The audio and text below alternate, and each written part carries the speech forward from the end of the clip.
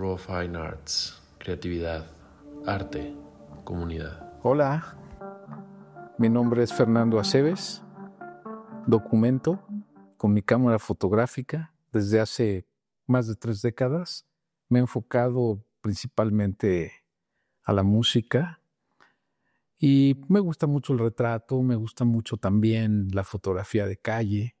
Me gusta salir, explorar, porque finalmente la calle es la que me lleva a cerrar mis ideas, ¿no?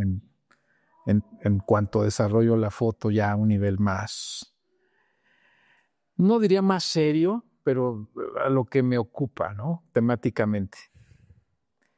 Y bueno, pues esto es un continuo aprendizaje. Todos los días descubres preguntas, ¿no? Y hay que concluirlas, ¿no? Hay que aprender a encontrarles las respuestas a esto. Desde muy chico me llamó mucho la atención todo lo que tiene que ver con las artes visuales, principalmente el cine. Me gustaba mucho ver películas de todo tipo. Me gustaba mucho ir a los museos. Y bueno, sin querer estaba yo comenzando a darme cuenta de lo que eran los ejercicios diversos de observación, ¿no? No fue sino hasta muchos años después que descubrí la fotografía como, no solamente como un modus vivendi, sino como una forma de vida. Descubrí en la fotografía una manera de documentarme a mí mismo a través de mi trabajo. Y hasta los años más recientes me sigo viendo a mí mismo a través de mirar a otras personas, ¿no? En este caso, gente creativa, líderes en lo que hacen, en este caso, músicos, cineastas también. Recientemente publiqué un libro, Mexicanos en el Cine, el cual presenté en la Feria Internacional del Libro de Guadalajara a finales de 2023. Y ese libro fue un ejercicio junto a muchos de los cineastas más importantes mexicanos, ¿no? Directores como Alejandro González Iñárritu, Guillermo del Toro, Arturo Ripstein, gente de otras áreas del cine, ¿no? Maquillistas, vestuaristas, productores, actrices, actores, ¿no? Pero vamos, este fue un paréntesis en mi carrera. Fue algo que necesitaba y en esto de la fotografía, cuando te estás dedicando a un tema en particular, es necesario salirte de ahí por un rato para poder generar ideas. Esto es una cuestión de generar ideas constantemente para poderte reinventar, ¿no? Porque caes en ese riesgo de quedarte, ¿no? Tener conciencia que viene gente con nuevas ideas. Entonces creo que eso de tener buenas ideas, nuevas ideas, con el expertise, puede resultar interesante, ¿no? En esta exploración creativa continua. De niño, un día me di cuenta que alguien tenía una cámara fotográfica mecánica. El concepto me fascinó, o sea, la idea de que de ese objeto que producía imágenes y de una forma muy orgánica, completamente mecánica, y el hecho que le insertabas el rollo, la película, ¿no? Y el proceso que conllevaba, o sea, pero ahí quedó, o sea, no hubo más, pero sí fue algo que se quedó en mi mente. Muchos años después, tendría yo quizás unos 16 o 17 años en la adolescencia, un amigo muy cercano me mostró una cámara de gran formato, una Sinar suiza, y me dice, mira lo que me compró mi papá, y ya entré a la escuela activa de fotografía a estudiar, y mira, ya tengo también una cámara reflex. Entonces fui siguiendo de cerca el desarrollo de la carrera de este amigo, y fue algo que me gustó.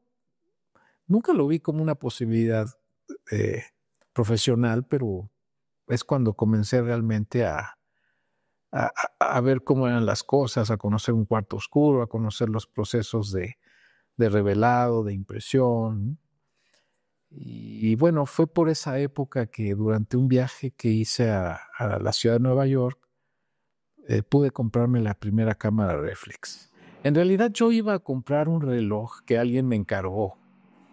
Y entré a esas tiendas de electrónicas que ves ahí, ¿no? En Manhattan, donde que los dueños son hindúes o que te quieren envolver. Realmente no eran las tiendas correctas. Pero bueno, ahí compré mi primera cámara, que fue una Yashica FX3, completamente manual. Recuerdo que me habrá costado $100, $150, un lente, un zoom.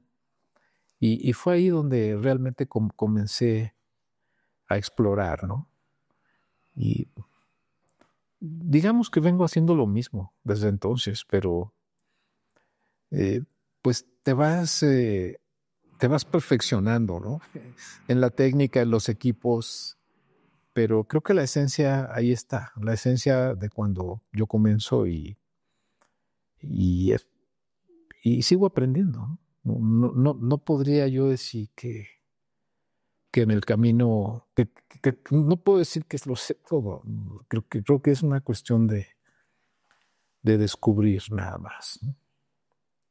Y ahí te encontraste con una cámara, estudiaste, empezaste tú por tu cuenta a hacer fotos. ¿Cómo fue tu proceso a volverte fotógrafo profesional? En realidad esto era un hobby, era una manera de documentar mis viajes, porque me gustaba viajar, documentar a mis amigos, nuestros eventos sociales, ¿no? Las fiestas. De repente la gente comenzó a llamarme, o sea, oye, ven, pero no te olvides de la cámara. O sea, me convertí en el documentalista de ellos, ¿no? De las fiestas, etcétera. Y bueno, poco a poco se fue dando, descubrí los escenarios, empecé a ir a los escenarios con mi cámara. No existían las restricciones que podías tener, que te encuentras hoy en día, ¿no? Que es todo un proceso poder llegar a un escenario con una cámara, ¿no? Entonces, eso fue un punto clave. Ir a los conciertos donde podía yo entrar, tomar fotografías, y sin querer estaba yo haciendo un portafolios que 3 o 4 años después me sirvió para poder comenzar a trabajar con OCESA. OCESA pues es la empresa que logró consolidarse como organizadora de shows masivos en México y que lo hizo bien desde el principio. Se hizo con una buena logística, con grandes artistas. Y bueno, tuve la fortuna de coincidir en los inicios de OCESA como fotógrafo y es así como comienzo, ¿no? Me hice en el camino. En el Inter, pues, fui aprendiendo a través de talleres, me fui acercando recuerdo mucho el Centro de la Imagen en esa época, mediados de los 90s, en donde tuve la oportunidad de tomar muchísimos cursos con gente que, pues, básicamente académicos de la fotografía, ¿no? Y es así como fui dándome forma como documentalista. No era el hecho de ir a retratar a alguien famoso, no era el hecho de estar frente a un músico famoso, sino darle un carácter documental a eso. Los entornos, mirar hacia muchos lugares, no solamente hacia donde estaba plantando alguien con una guitarra o cantando, ¿no? Y bueno, pues tuve eso que llaman el tiempo y el espacio, ¿no? Pude tener casi de manera inmediata pues a grandes estrellas de la música, ¿no? Conocí primero a Billy Joel, Sting, U2, de repente llegan los Rolling Stones, llega Paul McCartney, llega Madonna. O sea, todos esos artistas que eran impensables y creo que todos esos detalles en los que estuve, ¿no? documentar a mis amigos, documentar mis viajes, empezar con escenarios de manera informal, creo que fue una buena base para poder comenzar y aprender y desarrollarme, ¿no? Es muy difícil dedicarse a la fotografía de manera profesional y más en esta época, ¿no? Donde prácticamente el fotógrafo se ha vuelto un maquilador, ¿no? Hablando en términos comerciales. Entonces creo que en este caso el fotógrafo debe de crear su propia marca, tener sus propios conceptos, volverse autor o manejar al menos una dualidad, ¿no? Cumplir con esa parte comercial si es que estás ahí, pero también enfocarte a tu trabajo personal que con el tiempo pues algo va a pasar, ¿no? Oye, ¿recuerdas cuál fue tu primer concierto ya? Sí, digamos mi banderazo de salida fue Billy Joel en marzo de 1991, hace 34 años. Y yo realmente llegué a ese escenario, yo me acerco al promotor, pero porque a mí me gustaba Billy Joel. O sea, en realidad no tenía otra cosa otra intención más que ver el concierto. Y mi mejor argumento pues fue traer una cámara fotográfica. Así que logré acreditarme y a partir de ahí empezó todo. O sea,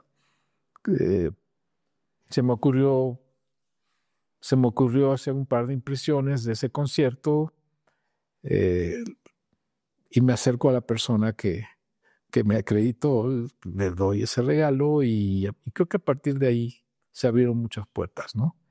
Creo que fueron 2 shots muy afortunados que pues fue el banderazo de salida, ¿no? Y ya de ahí han sido quizás 4,000 shows, 3,000, no sé, pero es algo que no se ha detenido en 34 años. Wow. ¿Cuál ha sido o platícanos acerca de tus shows favoritos en estos 34 años? Pues han pasado muchas cosas. Siempre la música va muy de la mano de los entornos sociales, ¿no? De lo que se está viviendo en el mundo, las tendencias, ¿no? O sea, la música es uno de esos elementos, ¿no? De tendencia. Quizás va de la mano con la moda o forma de pensar, incluso la política.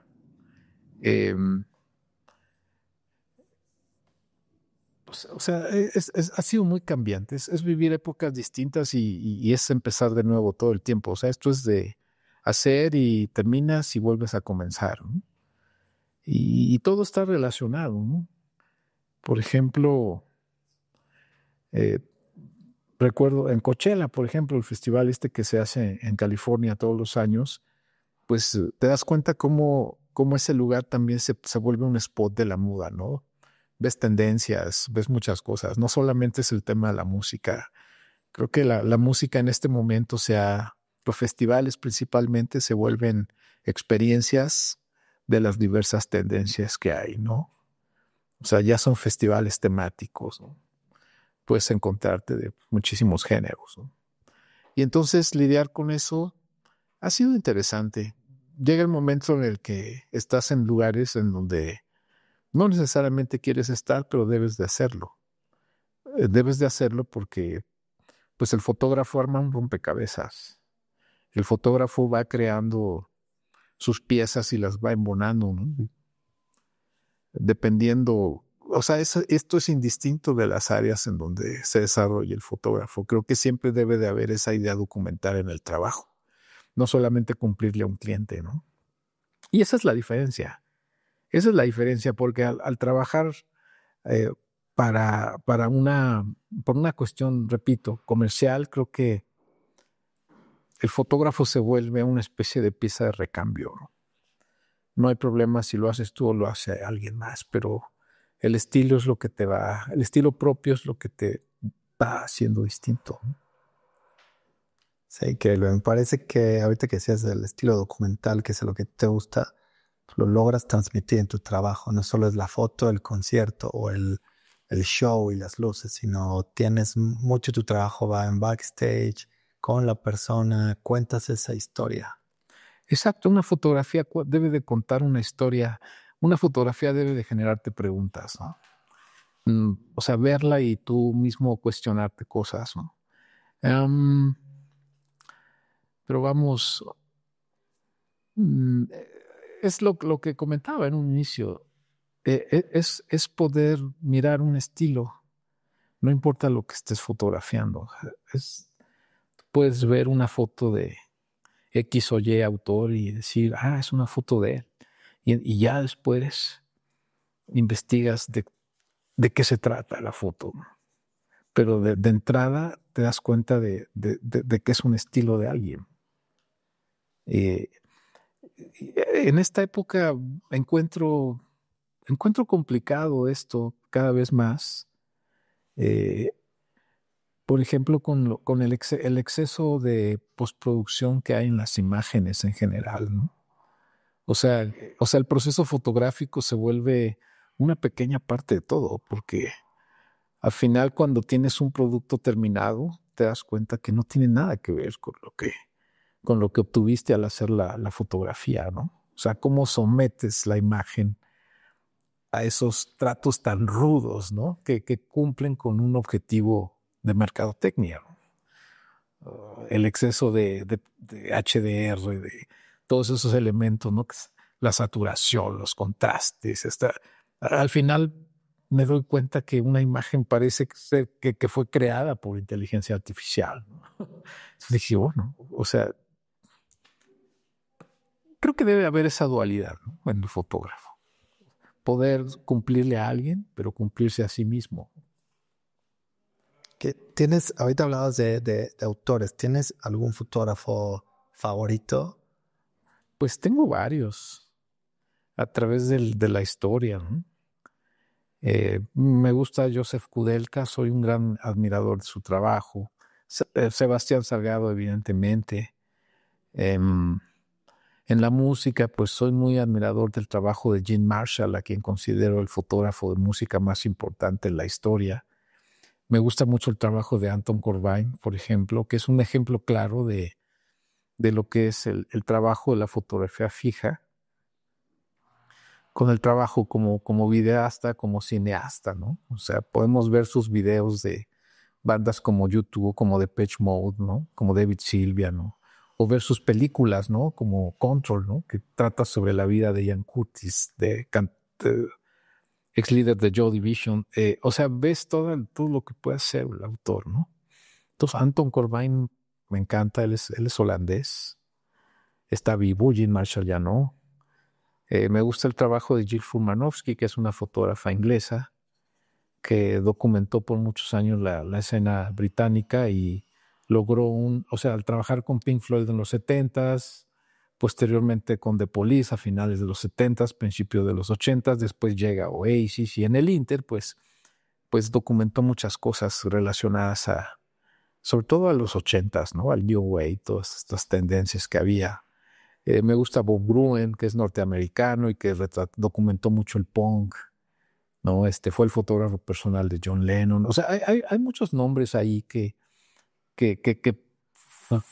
pueden ser una referencia para aquel que se quiere dedicar a la fotografía de la música, ¿no? Y no con el objeto de copiar, eso es imposible, pero sí tener esa idea que hacia dónde va esto, ¿no? Y adaptarla a la realidad de cada quien, ¿no? De cada fotógrafo.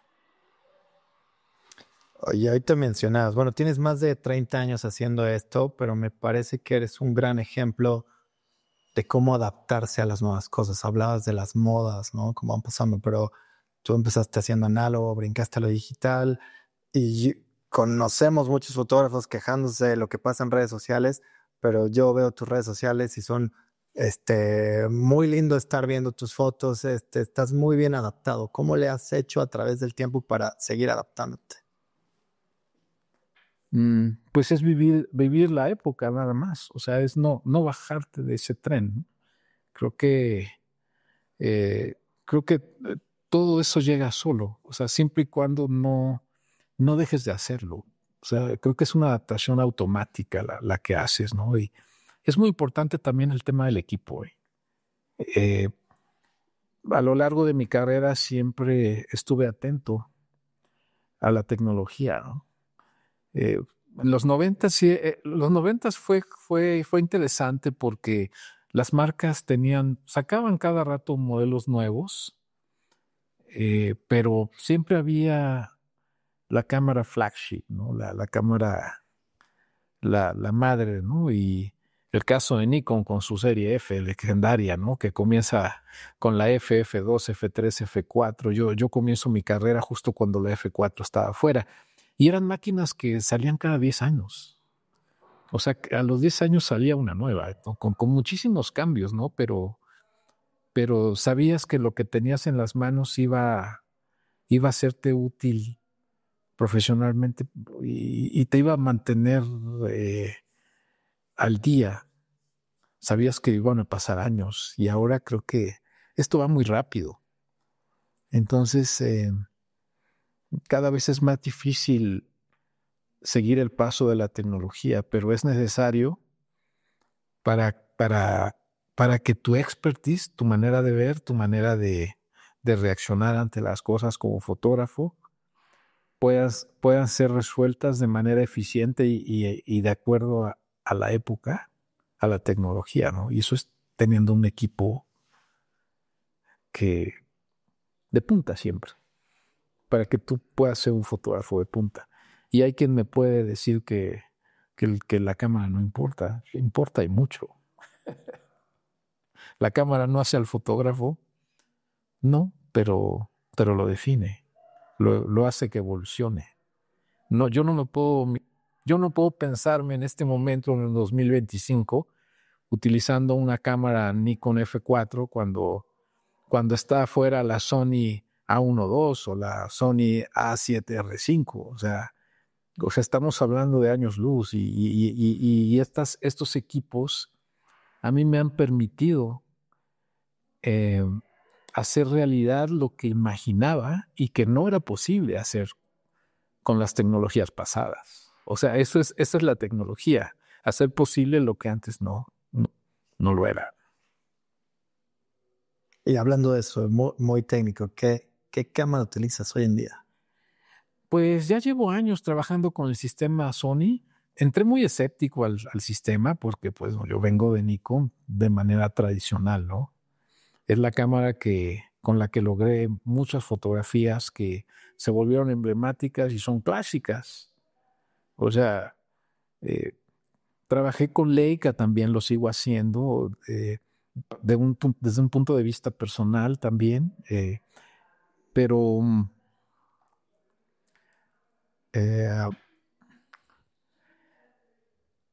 pues en algún momento noté que había un fabricante que estaba enfocado a la cuestión híbrida, que importaba de igual forma, o sea, empezaron a crear equipos que funcionaban igual para hacer video que para hacer fotografía, ¿no? Y creo que Sony fue la primera marca que se enfocó seriamente en ese concepto dual, ¿no? Y es así que decido arriesgarme con una primera máquina y poco a poco empecé a descubrir cosas, descubrir una nueva forma de hacer fotografía. Y comencé a trabajar con ellos sistemáticamente. Y bueno, ya en el camino tuve la oportunidad de conocer a uno una de las cabezas del área de imagen de Sony, un japonés que estaba de visita en México. Y yo le decía, bueno, ¿y a ustedes qué les importa más, el video o la fotografía fija? Y él me decía, no, yo creo que 50 y 50. Pero yo diría que más bien 75 video y 25 fotografía fija, ¿no? Y es ahí cuando nos damos cuenta que los nuevos equipos también están más enfocados a la cuestión del video, ¿no? A la creación de contenidos, etcétera, ¿no? Pero afortunadamente queda el espacio para la fotografía fija en su forma más sofisticada, ¿no? Y por eso uso estos equipos, ¿no? Y las ópticas, bueno, una óptica es un ojo diferente. necesitas pensar antes qué es lo que quieres para decidir qué ojo te vas a poner. Y bueno, en este punto, ¿no te da nostalgia la fotografía análoga? Uy, por supuesto que sí. Creo que muchísimas de mis fotografías eh, que se hicieron famosas fueron tomadas en el formato análogo, ¿no? Y estamos hablando quizás, o sea, del lado izquierdo del cerebro, ¿no? Y en el momento de pasar a digital, llegas a utilizar el lado derecho del cerebro, ¿no? Es como yo lo miro, ¿no? Sí, hay mucha nostalgia, incluso hay momentos en los que digo, bueno, ¿por qué no regreso a lo análogo, no?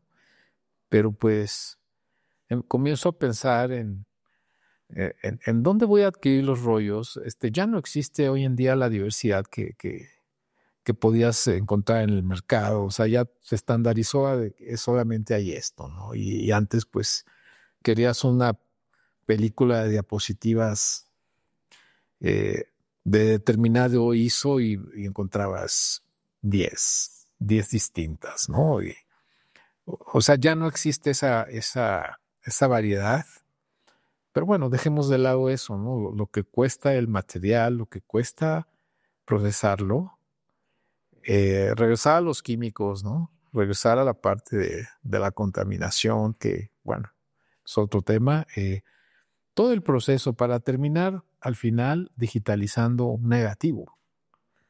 O sea, vas a retomar la parte digital, ¿no? Existen muchas alternativas de postproducción hoy en día. O sea, yo trabajo con el Camera Raw y bueno, todo lo que ahí puedes hacer, creo que puedes llegar a las texturas prácticamente que quieras y que a lo mejor ni siquiera tienes en el tema del negativo, pero sí, o sea, la parte análoga como experiencia es completamente válida. Y al final el fotógrafo debe estar satisfecho no solamente con el resultado, sino con la experiencia, ¿no? O sea, eso es fundamental, el que disfrutes hacer una fotografía. Y hoy en día es importante la velocidad para tu trabajo, el tener las cosas rápido, el resultado final de la foto rápido. Pues la imagen tiene o sea, tiene dos vertientes, ¿no? O sea, el largo plazo, que es la fotografía es algo que estás registrando un momento histórico y que, pues, no tiene que ser necesariamente rápido, pero el otro lado es la inmediatez, ¿no? El poder mostrar tu trabajo principalmente en redes sociales, ¿no? Es importante porque hay gente que te está siguiendo y que está esperando que subas algo, ¿no? Y aquí es completamente democrático. Aquí el fotógrafo que va solo con su cámara tiene las mismas posibilidades de un gran medio de comunicación que también está ahí con su propio fotógrafo. Entonces, te puedes brincar muchos pasos, ¿no? El que un editor revise tu trabajo y finalmente se decida por una y luego en lo que la publican y etcétera, ¿no? Pero bueno, también se han dado ya los medios de comunicación pequeños, que son muchísimos y que pues, ahí están todos, ¿no? Pero sí, debe uno pensar en la inmediatez y también en el largo plazo, ¿no? O sea, hace mucho tiempo un editor de un periódico me dijo, no, es que la foto la necesito para ahorita porque mañana ya no me sirve. Entonces, pues yo decía, bueno, entonces mañana es inservible ya esta fotografía. Desde el punto de vista de ellos, sí. O sea, porque ellos ya, como ellos dicen, ya, a mí me interesa el de ahorita, porque mañana va a haber otro, y luego al día siguiente otro y otro, ¿no? Entonces, pues uno debe es ahí donde pensar de forma editorial, pero también pensar a largo plazo. Me voy a regresar en el tiempo a esta sesión icónica que tienes con David Bowie. ¿Cómo cómo sucedió, cómo fluyó y que ha estado dado la vuelta a diferentes exposiciones, libros y demás. Sí, sí, es una sesión interesante, pues ha dado la vuelta al mundo, sigue. Justo hace unos días me pidieron una de esas imágenes para proyectarla en una experiencia de inmersión en el National Portrait Gallery en Londres, ¿no? Que va a ser parte de esa experiencia, ¿no? Y es algo que no termina. O sea, ahí ha estado desde hace 25 años. Fue una sesión interesante que se extendió por 3 días. Primero a petición del promotor que estaba trayendo a David a México. Fuimos a las pirámides. La idea era hacer unas fotos de él ahí para mandar un boletín de prensa y quizás eso iba a motivar la venta de los boletos.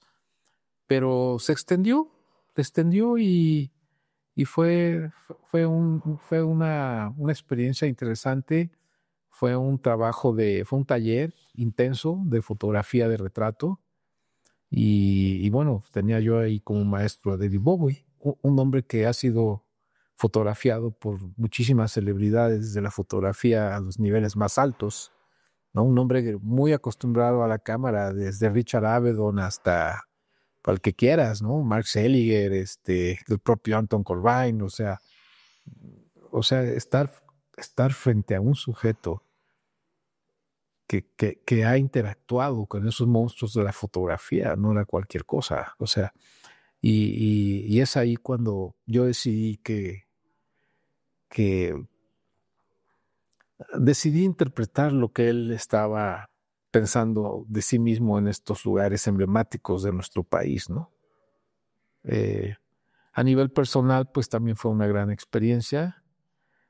Fue el darme cuenta a plenitud que cualquier rockstar es como cualquiera de nosotros, ¿no? Es una persona y son personas a las que les gusta ser tratadas como tratas a tu cuate, ¿no? Punto. Todo lo demás es mercadotecnia. ¿Qué personajes has dicho? Wow, este sí tiene una presencia diferente, tiene algo distinto. Pues no tienen que ser famosos. Yo creo que el ser artista ya te hace diferente, ¿no? Y siempre es grandioso conocer artistas de diferentes líneas, ¿no? De diferentes estilos dentro de la música, ¿no? Desde un cantante de ópera o un director de orquesta o una estrella del pop.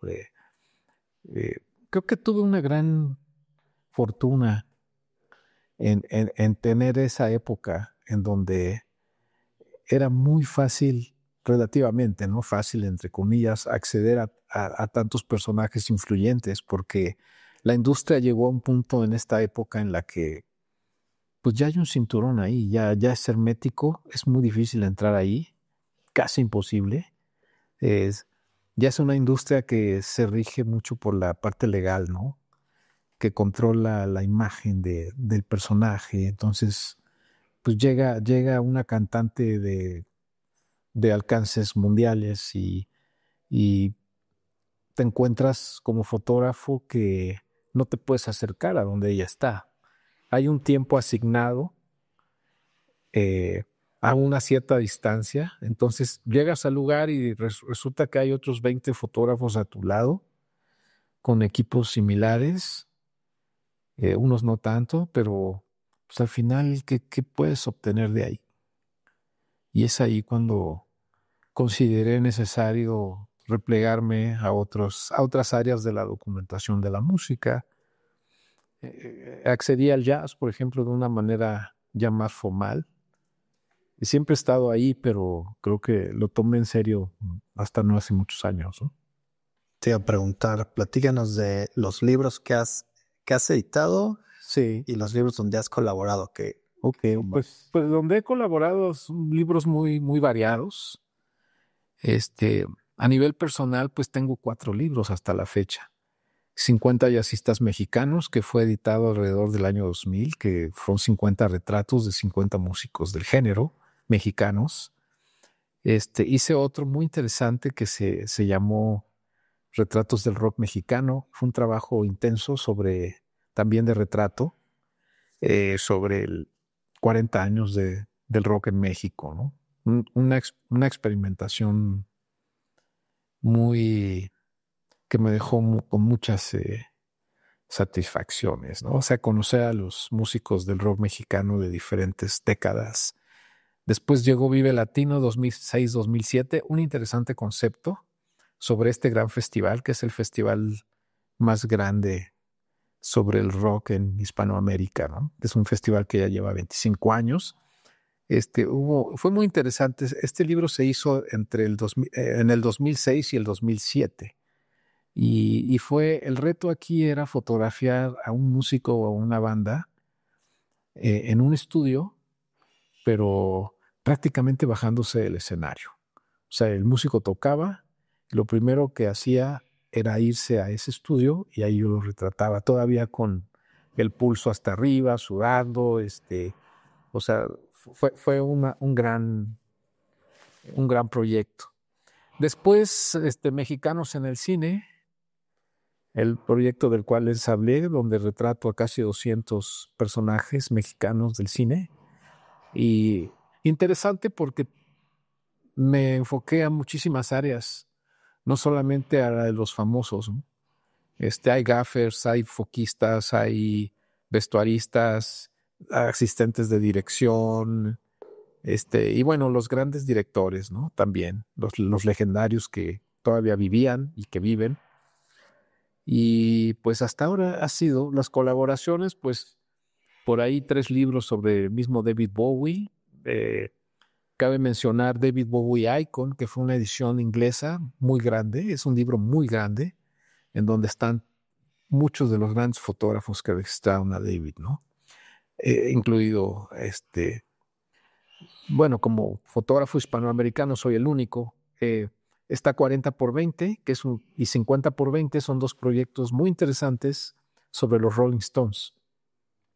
El primero a 40 años de su fundación como banda, en el 62, visto por 20 fotógrafos, y el segundo 10 años después, que se llamó 50x20, 50 años por 20 fotógrafos, en donde también tengo la fortuna de ser el único fotógrafo hispanoamericano en ese proyecto, ¿no?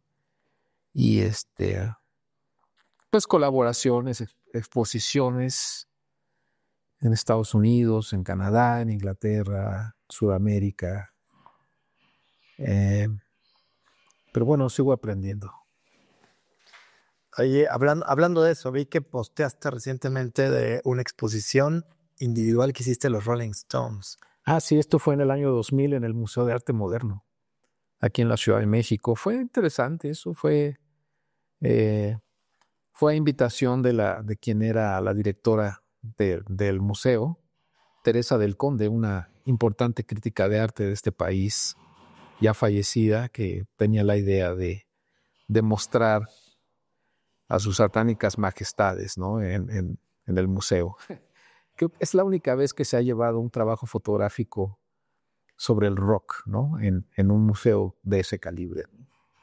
Sí, bueno, también se han hecho otras cosas en otros espacios, el Museo del Chopo, el Centro de la Imagen, Estás ahorita en una exposición colectiva de 100 años de Lake en el Centro de la Imagen, pero ¿qué más sigue para ti? ¿En qué estás trabajando? ¿Exposiciones o libros siguientes? Creo que lo mejor es seguir produciendo. Lo mejor es no dejar de producir porque los proyectos surgen a partir de estar produciendo. No puede uno trabajar pensando en el dinero o trabajar pensando en el proyecto. O sea, creo que es simplemente hacerlo y ya de manera automática llega todo. Eso es lo que yo es lo que sé porque me ha sucedido. ¿Qué es para ti la creatividad? Poder materializar aquello que piensas. Sí, hacer realidad las cosas a través de una herramienta que te sirve como vínculo entre lo